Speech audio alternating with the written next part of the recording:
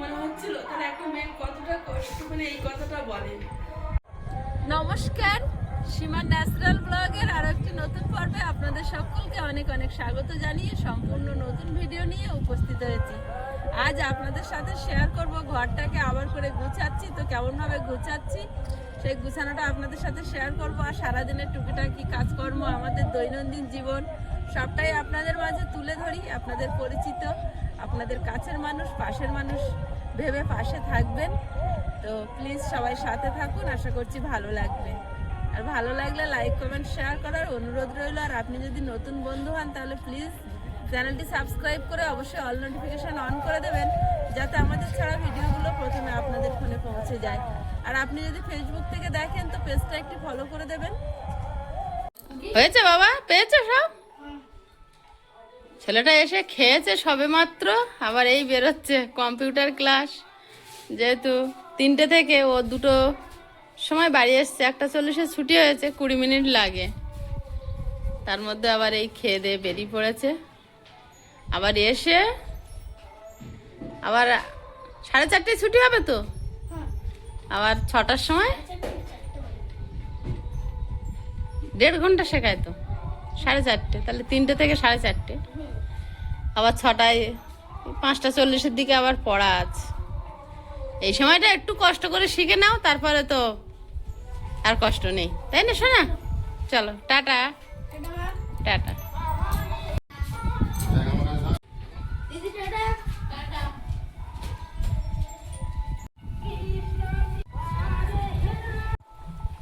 বাপিকে ওই গাড়ি আনেনি, কালকে বৃষ্টি হওয়ায় দেখো আজকে মাঠটা যেন বেশি সবুজ লাগছে না। ধুলোগুলো ধুয়ে গেছে ঘাসের ওপর থেকে গিয়ে, যেন ঘাসগুলো যেন পরিস্ফুটিত হয়ে একদম ঝকঝক করছে। দূর পাশের গ্রাম থেকে দক্ষিণে হাওয়ায় হরিনামের সুর ভেসে আসছে।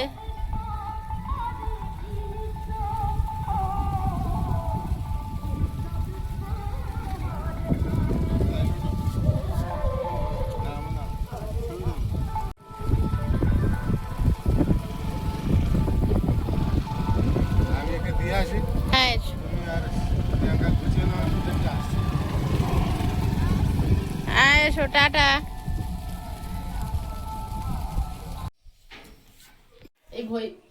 এই বইগুলো ভাইকে দিয়ে গেছে, আরো অনেকগুলো বই আছে, এগুলো তুমিও পড়বে, মাঝে মাঝে পড়বে। রামকৃষ্ণ মিশনে যেখানে বইটা সে পড়তে পড়তে ধরে রেখে দিলে, সেখানে এই কার্ড একটা রেখে দেবে। অনেকগুলো কার্ড আছে, অনেক অনেক বই আছে, একটা না। ওই ঘরে আছে, আমি দেখিয়ে দেবো। এগুলো কোথায় রাখবো? আমার আলমারি। আচ্ছা,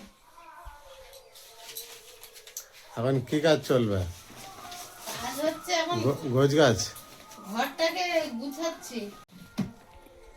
ডাক্তার খারাপ হয়ে গেছে? এটা খারাপ হয়নি, এতে মানে আমরা প্রচুর জামা কাপড় রেখেছিলাম, ওয়েটটা নিতে পারিনি, পায়াগুলো বেঁকে গেছে। এখন খুলে কিছুদিনের জন্য রেস্টে রেখে ওইটা মানে চাপে রাখবো, যদি পায়াগুলো হালকা হালকা জিনিস দিতে হবে, সোজা হয় 2-3 দিন খুলে আর কি সেট করে রাখবো। ভালো জিনিস ছিল ঢাকা দেওয়া। এটা করে বসে খোলো তো, সব পাটে পাটে খোলা যায়। বাহ, বেশ ভালো খোলা যায়, সব খোলা সিস্টেম, খুলে এক জায়গায় গুছাও।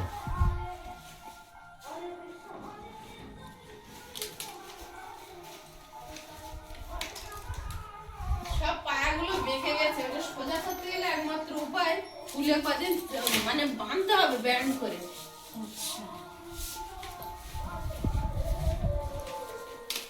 তারপরে আবার সেট করতে হবে। মানে এটা নতুন বেলায় এত সুন্দর ছিল, আর কম জামা কাপড় খুব হালকা জিনিস দিতে হবে। আমি সব এর ভিতরে গুছিয়ে রেখেছিলাম, তো লোডে বিকে গেছে। এবার আলমারি না তো দারুণ, কোনো ধুলো পড়বে না। হ্যাঁ, এবার আলমারিতে কিছুটা ঢুকে গেছে, আর প্রতিদিনের ব্যবহারের জিনিসগুলো এইটা সেট করে আবার ওতে রাখতে থাকি। তা ঠিক। এক্সট্রা জিনিসগুলো তো আলমারিতে ঢুকিয়ে দিয়েছি, যেটা সবসময় ব্যবহার হয় না। হ্যাঁ, এটা কিন্তু ভাই সেট করেছিল। আমি আমার সঙ্গে পুরো বসে ওই অ্যাঙ্গেল সব খোলা যায়, সাদা হ্যাঁ, এগুলো সব খোলা যায়। থাক খুলে না হ্যান্ডেল যেমন লাগানো যাবে রাখো।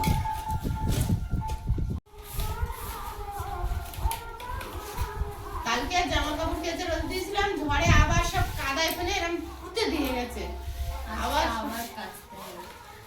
সব ভিজিয়েছি। একটা কাজ দুবার করে, এবার জামা কাপড় কেচে ঘরের মধ্যে দিতে হবে। ঝড়, সারাক্ষণ ঝড় হচ্ছে। ক্লিপ নিয়ে আসবে তো বল, তুই একটা বাটি যাস একদম সুন্দর খুলে খুলতে মজা লাগছে। আর সেট করতেও মজা লাগবে। দুদিন পর যখন সেট করবো দেখবি টাইট করে রেখে দিতে হবে।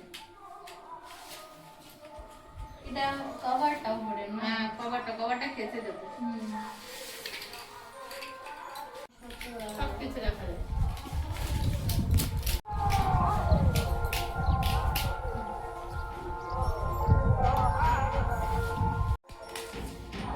সেই সময় তো বর্ষাকাল ছিল, যেখানে জামা কাপড় রাখছি দেয়ালের ওই রসে ভিজে টিজে একাকার হচ্ছিল।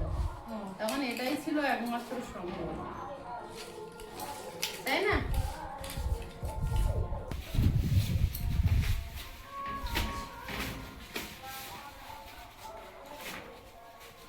কাজটাও বললে হ্যাঁ, এগুলো কাটতে হবে।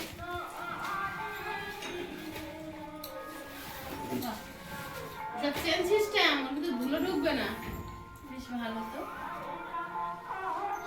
আমি বেশ এরকম কখনো দেখিনি, প্রথম দেখলাম। কি সুন্দর পকেট এটা সাইডে পকেট আছে, ছোট ছোট জিনিস রাখার জন্য। আমাদের কসমেটিক্সের জিনিসপত্র রাখা গেল। কি সুন্দর, ধুলোও পড়বে না। দাও, ওটা আমাকে দাও। হ্যাঁ। আর একটা বড় কাজ হচ্ছে, ওই ট্রলিটা উপরে তুলে দিতে হবে। ওটা তোমার বাকি বলো। কোথায় তুলবে? ওই আলমারির উপরে। এই আলমারির উপরে, নতুন আলমারি ওর উপর রেখে দেবে? হ্যাঁ, তুলে দিলে হবে, ভালো থাকবে। আমি তুলে দিচ্ছি চেয়ারে। না না, বাকি কাছে দাও। না না, অসুবিধা হবে না। না না,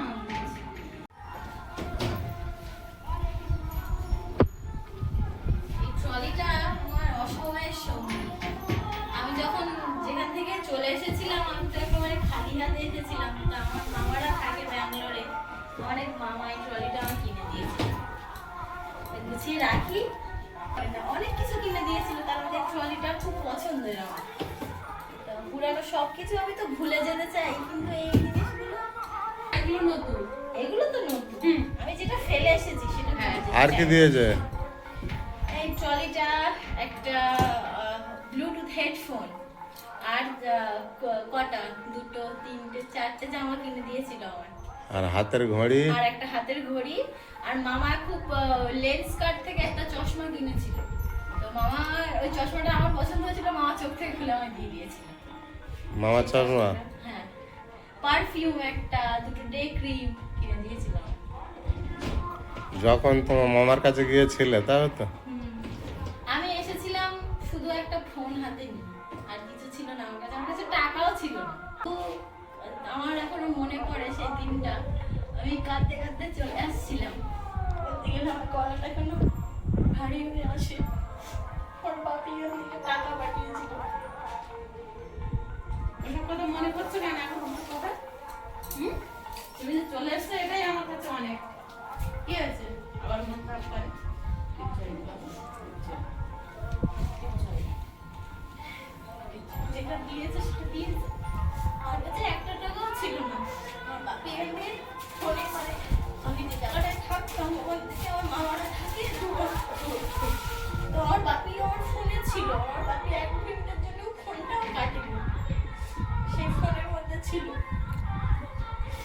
তো আমি কোনোদিন এগুলো ভুলতে পারবো না। এটা দেখে আমার মনে পড়ে সেই কথাগুলো। ফোনটা ধরেছিল, খাইনি।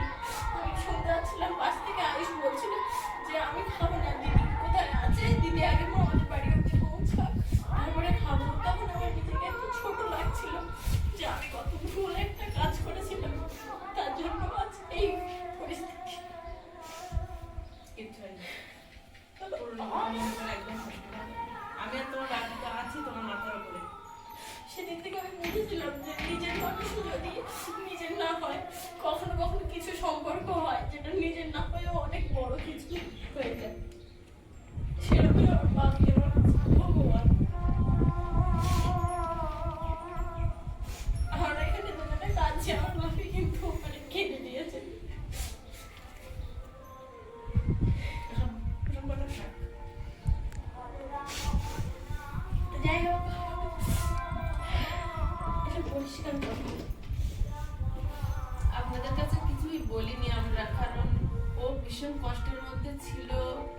তারপরে ও চলে আসার পরে অনেক ঝড় আমাদের উপর দিয়ে গেছে, কিন্তু আমরা সেগুলো সোশ্যাল মিডিয়াতে তো সবকিছু বলা যায় না, বলিনি। কিন্তু ও মাঝে মাঝেই এতটা ভেঙে পড়ে যে ওকে সামলাতে আমরাও খুবই ভেঙে পড়ি যে কি করবো, কিভাবে ওদেরকে সামলাবো। এমন পরিস্থিতি গেছে, ও যেখান থেকে এসছে এই প্রায় 1 মাস হতে যাচ্ছে, কিন্তু এখনো পর্যন্ত কোনোদিন আমি ওকে একা শুতে দেইনি। হয় আমি ওর কাছে শুই, নাই ওর ভাই ওর কাছে শুই, না হয় আমরা 4 জন এক জায়গায় শুইও। মাঝে মাঝে এতটা মানসিকভাবে ভেঙে পড়ে। ওকে আপনারা অনেকেই লিখছেন যে পড়াশুনো আবার শেখাও, সেটাও আমি বলেছি, কিন্তু ও বলছে মা আমি যে সময়টা পেরিয়ে এসছি না, এই সময় আমি পারবো না, আমি অন্য কিছু শিখতে চাই। ও যদি পার্লারের কাজ শিখতে চায়, আগ্রহী হয়, তাহলে আমি সে কোর্স করাবো। ও যদি টেলার্সের কাজ শিখতে চায়, আমি সেটাও ওকে বলেছি।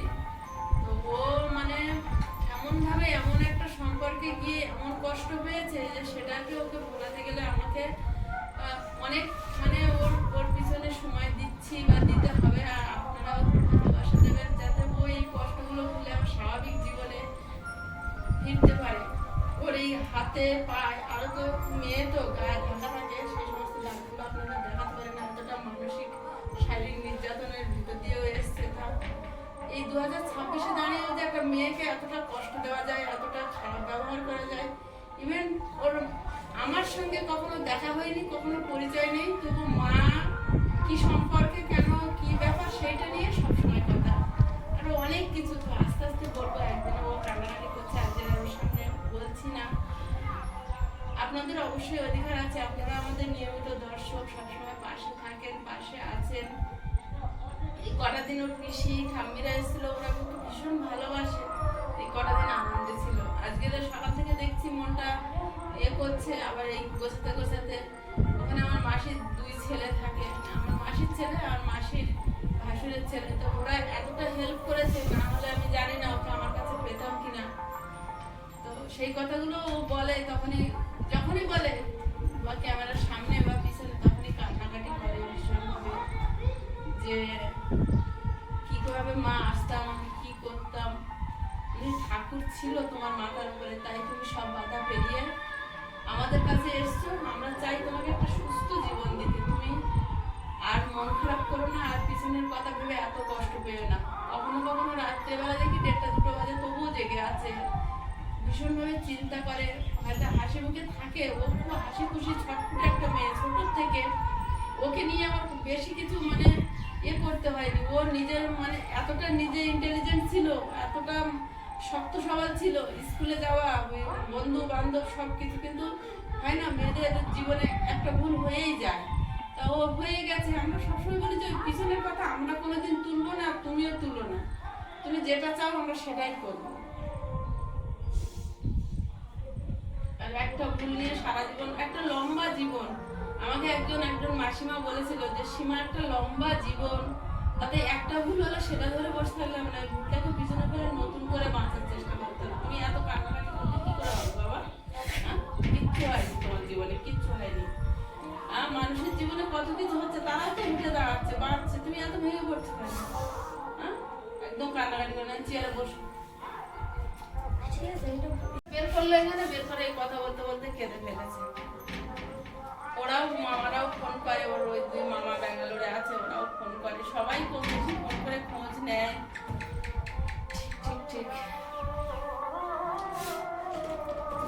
একটা কথা সবসময় জানবে যে কিছু মানুষ আছে, তারা মনে করে যে আমার উল্টো দিকের মানুষটাই সব ভুল করে বসে আছে, আমি কোনো ভুল করিনি। কিন্তু তুমি একটু গভীরভাবে তাদের সঙ্গে মিশে দেখবে, তাদের জীবনটা সবচেয়ে অগোছালো। কিন্তু হয়তো তারা মানতে চায় না বা মানাতে চায় না। ব্যাগটা নিয়ে তুমি এত মন খারাপ কেন করছো? ব্যাগটা নিয়ে আমি এসএমবিটি স্টেশন থেকে যখন ট্রেনে উঠি আমি, তখন আমার মনে হচ্ছিল, তখন আমার মা বাপি আমাকে আয়ুষ ফোন করে করে সান্ত্বনা দিত, দিদি তুই চলে আয়, কোনো অসুবিধা হবে না, তুই চলে আয়, তুই আসলে আমি এটা করবো, আমি ওইটা করবো। মানে আমি তখন ভাবছিলাম, এই ব্যাগটা আমার হাতে ছিল, এই ব্যাগটাই ছিল, আর হাতে একটা পার্স, আপনারা দেখেছেন অবশ্যই ভিডিওতে। আমি মুক্তভাবে চলে এসেছি, মানে আমি একটা বন্দি জীবনে ছিলাম, একটা চার দেয়ালের মাঝখানে বন্দি অবস্থায় যেভাবে একটা কয়েদি থাকে, আমি ঠিক সেভাবে ছিলাম। সেখান থেকে আমি মুক্তি পেয়ে চলে এসেছিলাম। আমার মতো খুশি হয়তো তখন আর কেউ ছিল না।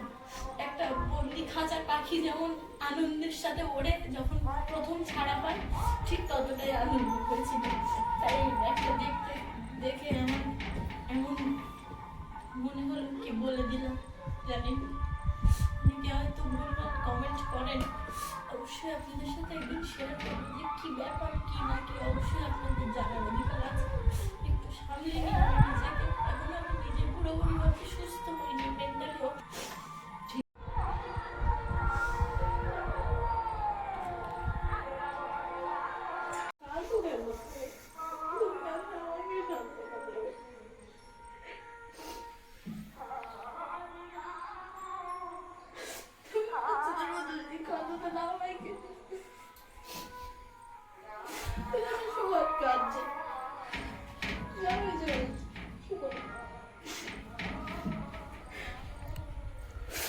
কাজ পড়ে আছে, চলো।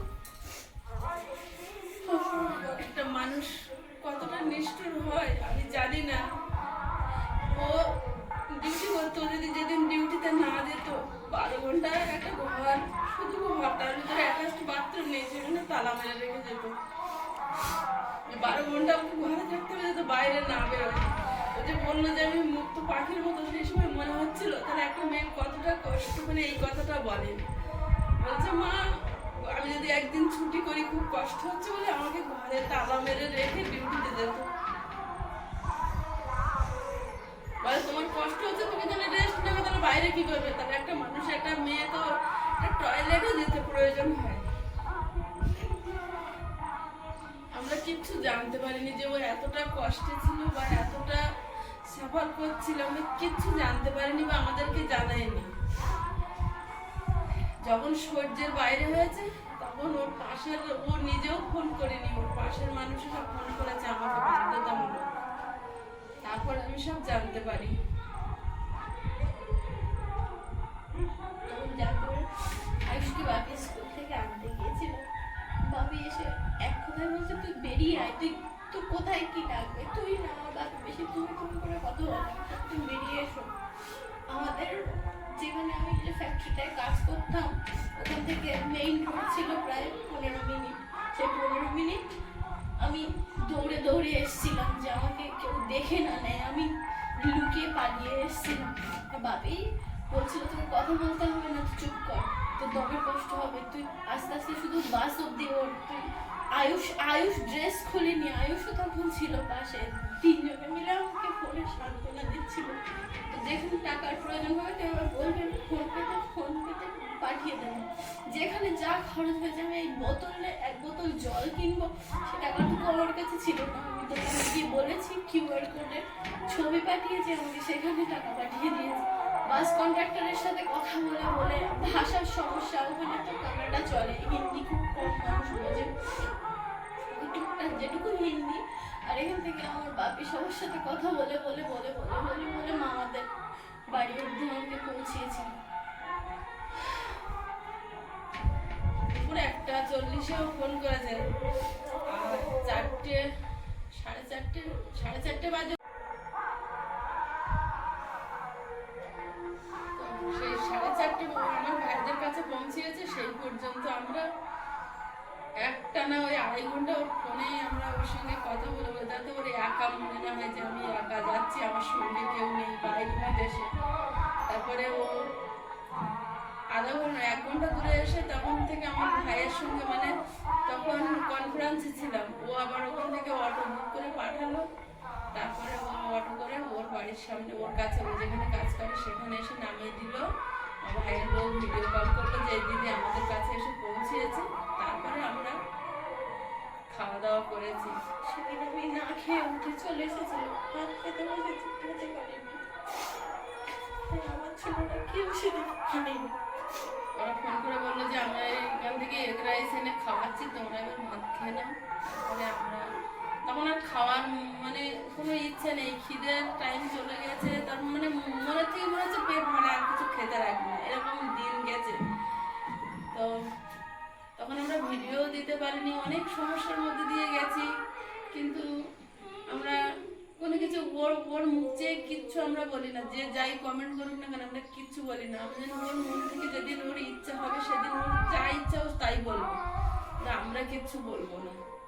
কারণ ও যে বেঁচে আমার কাছে ফিরে এসছে, সমস্ত ছিল না যে বেঁচে ফিরতে পারবো সেই মানুষটার হাত থেকে। মেন্টালটাই মানে মেন্টালিটি পুরো অন্যরকম, টেরারিস্টদের মতো মাইন্ড তার। অবশ্যই একদিন বলবো এই কথাগুলো। যার জন্য আপনারা অনেক প্রশ্ন করেন, আমি আর কিছু বলি না। যে আমি আমার মেন আমার সন্তান, ও ভালো থাকবে, ও সুস্থ থাকবে, এটাই। সারা পৃথিবীর লোক আমার মুখে থুতু দিক, আমাকে অপমান করবে, আমার কোনো যায় আসে না। আমি আমার জীবনের শুরুটাই ওকে নিয়ে হয়েছিল, আর আমি ওকে আগে হারাবো, আমি আগে চলে যাব, আমাকে ও মুখে আগুন দেবে। আমি শুধু ভাবি যে ওকে যেন আমি হারিয়ে না ফেলি, এটাই আমার সবচেয়ে চিন্তা ছিল। 4 বছর ধরে আমি ঘুরতাম, খেতাম, কিন্তু আমার মনের ভিতরে ও ছিল, বাইরে হয়তো আমার আইস ছিল, যেটা কাউকে বোঝাতে বা বলতে পারিনি। তো সেই জায়গাগুলো কিছু নিজের মানুষ এমন ভাবে আঘাত করেছিল যে ভেঙে চলে চুরমার হয়ে যাচ্ছিলাম ভেতর থেকে। নিজের মানুষ কখনো এরকম কিছু করতে পারে আমি কোনোদিন আশা করিনি। যে আমার সফট কর্নার গুলো নিয়ে যে তারা এভাবে খেলা করছে বাইরে, কোনোদিন আমি জানতে পারলে আমি মরে যেতাম, তাও তাদের সাথে কখনো এরকম কোনো যোগাযোগ বা সম্পর্ক রাখতাম না। কারণ মা তো মাই হয় না। যখন যে মানুষ ভুল বোঝানোর চেষ্টা করতে পারে, দুদিনের জন্য কেউ বুঝতে পারে, বোঝাতে পারে, কিন্তু সারা জীবন সেই ভুলটা ধরে একটা মানুষ থাকে না। আমি পরে পরে তার হাজারো প্রমাণ পেয়েছি, যেগুলো আমি এখন বুঝতে পারি, এখন বুঝতে পারি সম্পূর্ণভাবে। এমনও আমার নামে বলা হয়েছে যে আমি নাকি আমার সন্তানের পরিচয় দেইনি বা লুকিয়ে রেখেছি।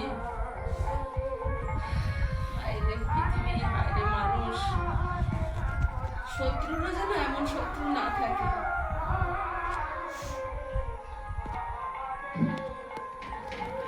আর বাদ দাও সব কথা।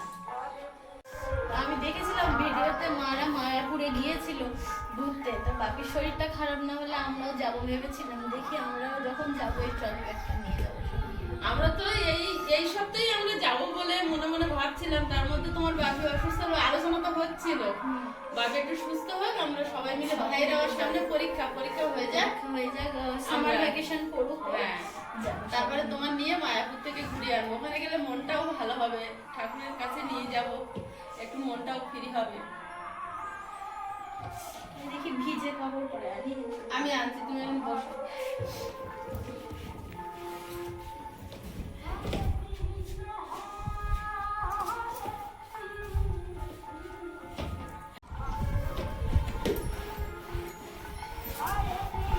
আমাদের ঘর এখনো প্লাস্টার কিছু হয়নি তো, রাত্রে বেলায়, যার জন্য সুন্দর ব্যাগটা কিন্তু কাদা হয়ে যাচ্ছে।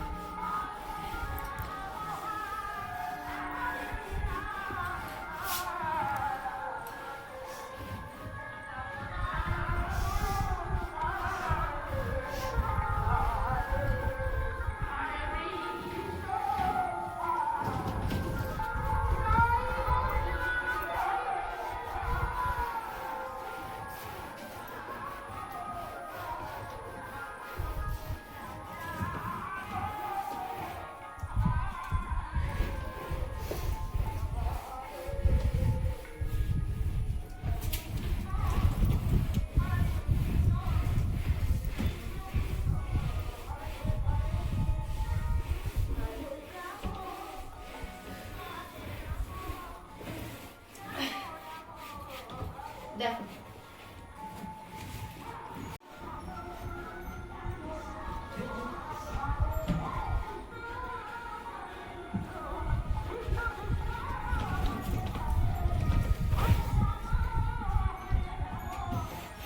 আমার নিজের কেউ না হয়েও, আমার নিজের মামা না হয়েও ওরা এত উপকার করবে আমি কখনো ভেবে উঠতে পারিনি।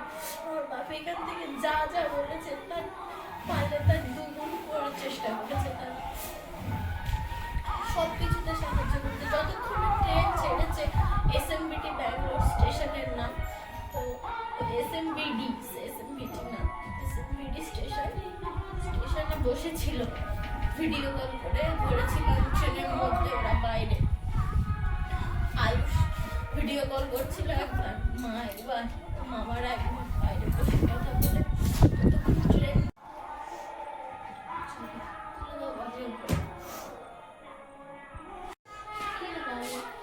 এখন কিছু রাখার নেই, এখন শুধু ওই ওই ওই ব্ল্যাঙ্কেট আছে, উল্টো করে ভাঁজ করছে। এইটা প্রিয়াঙ্কার ব্ল্যাঙ্কেট, আমি ক্লাস 4-এ পড়তাম তখন এটা কিনে দেওয়া হয়েছিল, মনে আছে? এসেই বলছে আমার ব্ল্যাঙ্কেটটা কই? আমি বলি তোমার সব জিনিস আছে বাবা, তোমার কোনো জিনিস আমরা নষ্ট করিনি। ওর সোয়েটার, ও তখন 9-এ পড়ে, শখ করে একটা কাতান শাড়ি কিনেছিল, তো এখনো পর্যন্ত সেই ব্লাউজ আর ওর গায়ে হয় না, ও এখন একটু ভারী হয়ে গেছে, কিন্তু সব আমার গুছানো সেইভাবে। সেদিনে বিয়েবাড়ি যাওয়ার সময় যখন বের করে দিচ্ছি, ও দেখে অবাক, বলছে মা তুমি এতদিন গুছিয়ে রেখেছো? তো আমি বলি তুমি বাড়ি ছিলে না, তোমার স্মৃতিগুলোই তো নিয়ে আমি বেঁচেছিলাম।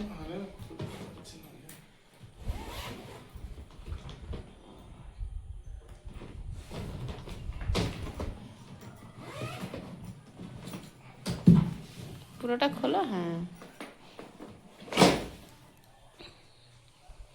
হ্যাঁ, ওর টলি ব্যাগে ওর ব্ল্যাঙ্কেট ঢুকিয়ে দাও, একটু ছোটো করে ভাঁজ করলে ঠিক আছে। এটা আরও একটা ব্ল্যাঙ্কেট ধরে যাবে, অনেক কিন্তু জায়গা। হ্যাঁ অনেকটা স্পেস আছে। এটা কত 3,000 টাকা নিয়েছিল মানে অনেকটা হার্ডি। হুম,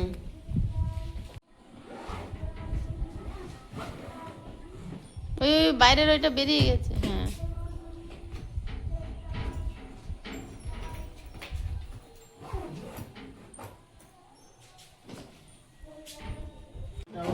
ওটা বাবুর ক্রাম বোর্ড।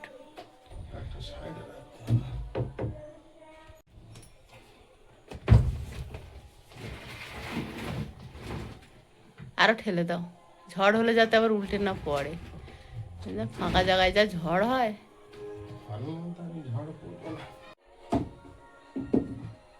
কেন মন খারাপ করছো এত? হ্যাঁ মা, কেন এত মন খারাপ করছো? তোমার এত বোঝাচ্ছি, তুমি এত ভেঙে পড়লে হয়?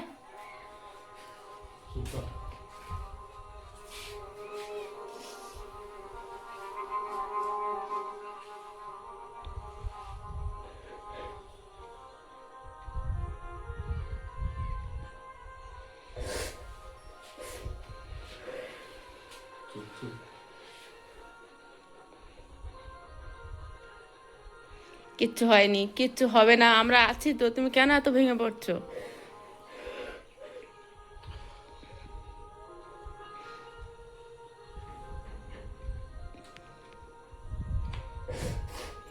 যে ক্যামেরার সামনে বলে এরকম করছে তা না, ও মাঝে মধ্যে এরকম করে, ওর বাপির জড়ি ধরে একবার কাঁদে, ভাইয়ের জড়ি ধরে একবার কাঁদে।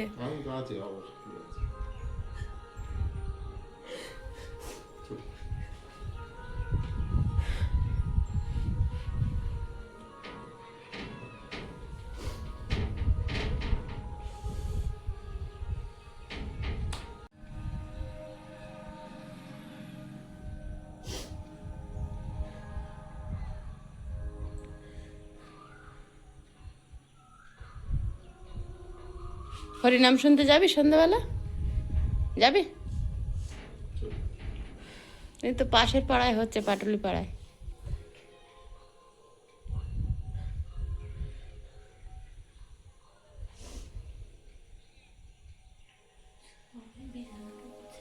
হুম, বিছানাটা গুছাই। আর গুছাতে হবে না, বসো তুমি। অনেক টাইম আছে, এখন আর গুছাতে হবে না, ছেড়ে দাও, আমি পরে গুছিয়ে দিচ্ছি, ছেড়ে দাও, এখন আর গুছাতে হবে না। বাপির গাড়িটা নিয়ে একটু চালিয়ে এসো তো, যাও যাও, একটু স্কুটি চালিয়ে এসো ওই দিক দিয়ে, রাস্তার দিক দিয়ে যাও বাবা, যাও। কেন এত মন খারাপ করছো? হ্যাঁ, চোখ টোক লাল হয়ে গেছে, এত কান্নাকাটি করলে হয় বাবা? হ্যাঁ, আমরা তো আছি, তোমার কিচ্ছু হবে না। তোমার পিছনের কথা আমরা কখনো তুলি না, তুমি কেন তুলে তো একা একা এত কষ্ট পাও? হুম, তুমি আমার সোনা মেয়ে না, ওরম কান্নাকাটি করে না মা, কেত না। চলো বাইরে চলো তো দেখি, বাইরে চলো, উঠে আসো দেখি, একটু বাইরের দিকে যাই, আসো বাইরের দিকে আসো।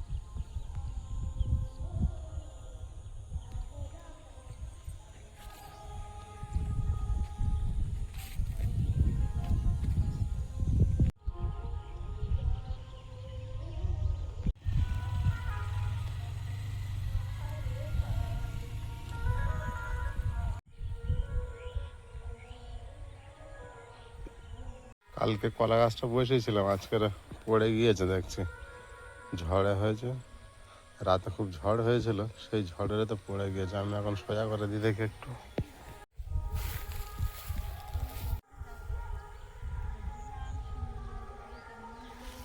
হঠাৎ ভিডিও করতে করতে মনের কষ্টটা পেয়ে বসেছে, খুব কান্নাকাটি করছিল, তোর মা এনে বাইরের পরিবেশে একটু বসে আছে, ওরা থাক গল্প করুক, আর আমি একটু বাড়ির মধ্যে যাই।